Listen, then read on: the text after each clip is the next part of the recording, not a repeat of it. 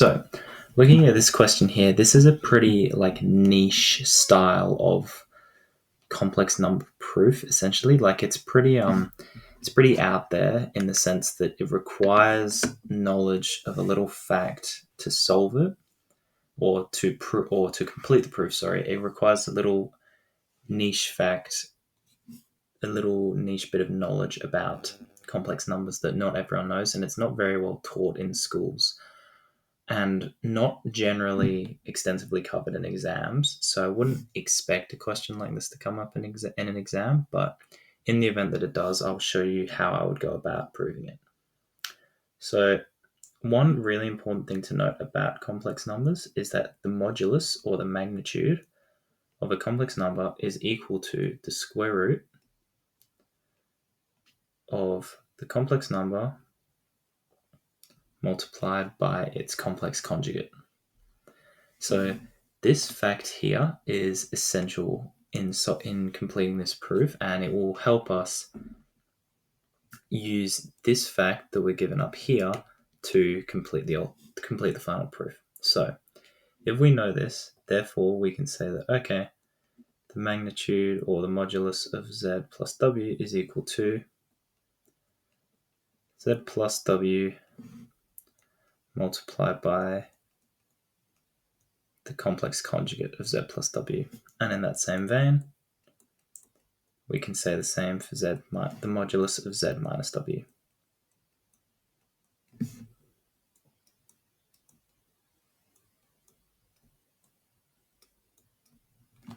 Okay, so we've got to this stage, and so from here, let's equate these two. So we can go, okay,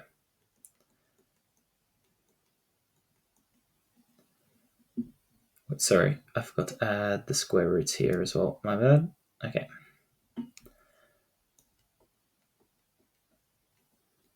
So using this fact up here, we'll start to solve out to get something that kind of works for us. So we go, okay, so we get to this stage, and then we go, okay, so the square root of z plus w times the conjugate of z plus w is equal to the square root of z minus w multiplied by its conjugate. Okay, then we square both sides, and we get something that looks like this.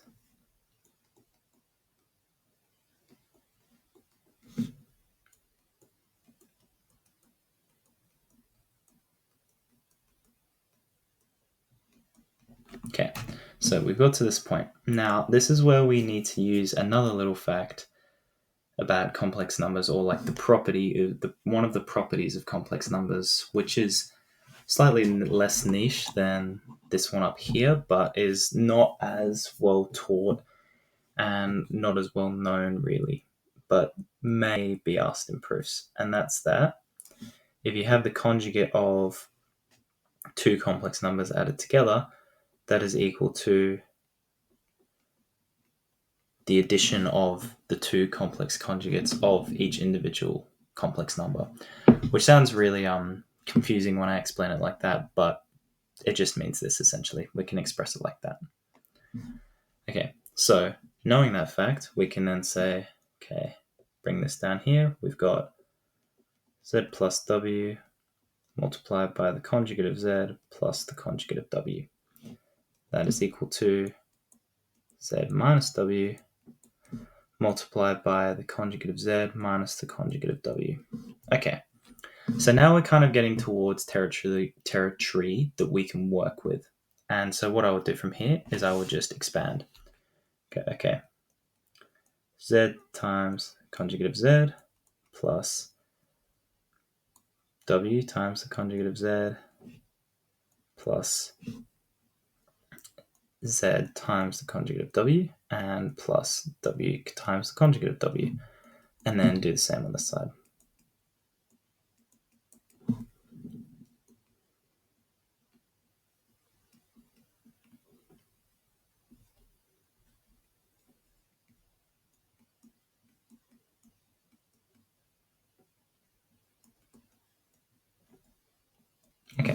So we get to this stage now that I've expanded it.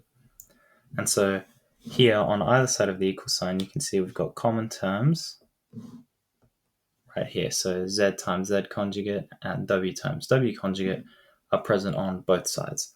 And so because of that, I can just cancel those by subtracting them from both sides. And that leaves us with this.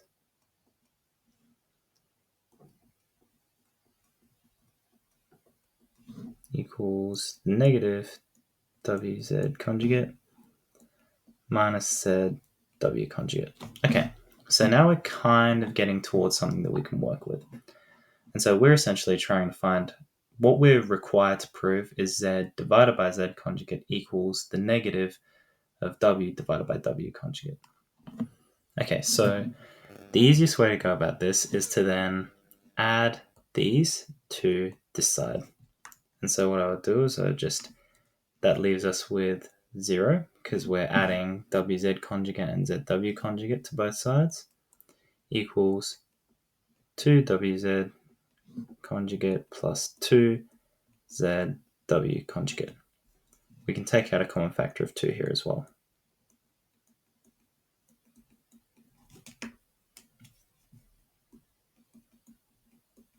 Okay, and because this equals 0, we can just cancel the 2.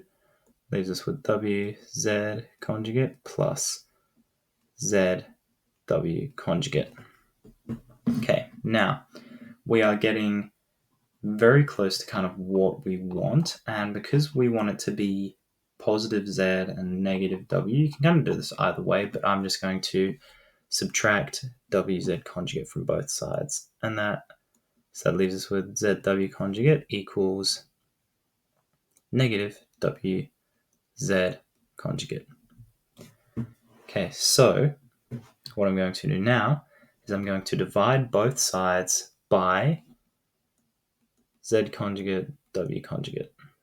So that's going to leave us with zw conjugate all over z conjugate w conjugate, which equals negative wz conjugate over z conjugate w conjugate. And you might be able to see where I'm going with this. So what I can do now is I can cancel the w conjugates here and the z conjugates here, and that leaves us with z over the z conjugate, which equals negative w over w conjugate. And so if we go back up to the top, that was what we were required to prove. And so we can say QE, we can say, therefore,